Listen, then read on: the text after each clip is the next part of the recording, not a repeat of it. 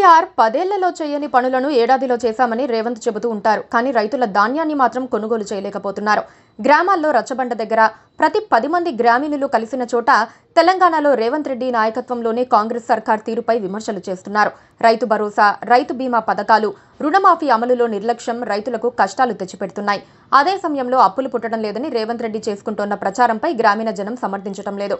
రేవంత్ రెడ్డి రాష్ట్రానికి పెద్దగా యజమానిగా వ్యవహరించి గుమ్మనంగా పాలన చేయాల్సిన నాయకుడే దివాలా అని, అప్పులు పుట్టడం లేదని మాట్లాడితే ఉన్న పరపతి, పరువు ఉద్దేశపూర్వకంగా తీసేసినట్లే కదా అని అభిప్రాయం వినిపిస్తోంది.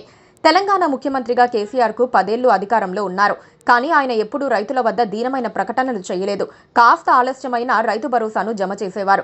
కాంగ్రెస్ అధికారంలోకి వచ్చిన తర్వాత ఇప్పటి వరకు ఎన్ని సీజన్లకు రైతు భరోసా వేశారు, ఎంతమందికి వేశారు, ఎన్ని ఎకరాల వరకు వేశారనేది వ్యవసాయ శాఖ స్పష్టంగా ప్రకటించడం లేదు. 3.5 ఎకరాలకు మించి రైతు భరోసా వేయలేదన్న ఆరోపణలు ఉన్నాయి. కేసీఆర్ ప్రభుత్వంలో రైతు బంధు వేస్తున్నారంటే ఒక నమ్మకం ఉండేదని, ఇప్పుడు ఆ నమ్మకం భరోసా లేకుండా పోయిందని రైతులు నిట్టూర్చుతున్నారు.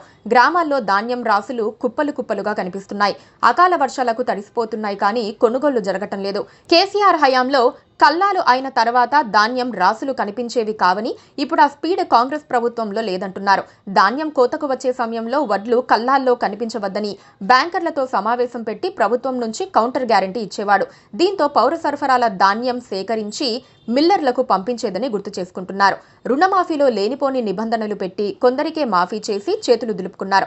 అర్హులకు మొండి చేయి చూపి అనర్హులకు మాఫీ చేయడాన్ని రైతులు ఏమాత్రం అంగీకరించడం లేదు. కాళేశ్వరం ప్రాజెక్టు నీళ్లు లేకుండానే పంటల దిగుబడి వచ్చిందని, ప్రాజెక్టు నిర్మాణం కోసం కేసీఆర్ 1 లక్ష కోట్లు నీళ్లపాలు చేశారని కాంగ్రెస్ నాయకులు ప్రచారం చేస్తున్నారు. గత సర్కార్పై విమర్శలు చేయటంలో ఏమాత్రం తప్పులేదు. కానీ మీరు చేస్తోందేంటి అని రైతులు నిలదీస్తున్నారు. అప్పుడు చేసిన అధికారులే ఈ ప్రభుత్వంలోనూ ఉన్నారు. లోపం ఎక్కడుందనే ప్రశ్నలు లేవనెత్తుతున్నారు. ముఖ్యమంత్రి, మంత్రుల మధ్య సమన్వయం లేదనేది స్పష్టమవుతోంది. ముఖ్యమంత్రి ఇంటి నుంచి లేదా పోలీస్ కమాండ్ కంట్రోల్ సెంటర్ నుంచి సమీక్షలు చేస్తున్నారు. మంత్రులు సచివాలయానికి వచ్చిపోతున్నారు. రైతులు కన్నీరు పెడితే ఏ ప్రభుత్వానికైనా మంచిది కాదు. సీఎం రేవంత్ రెడ్డి ఎంత త్వరగా ఈ విషయంపై అవగాహన తెచ్చుకుంటే అంత మంచిదన్న అభిప్రాయం వినిపిస్తోంది. Please subscribe to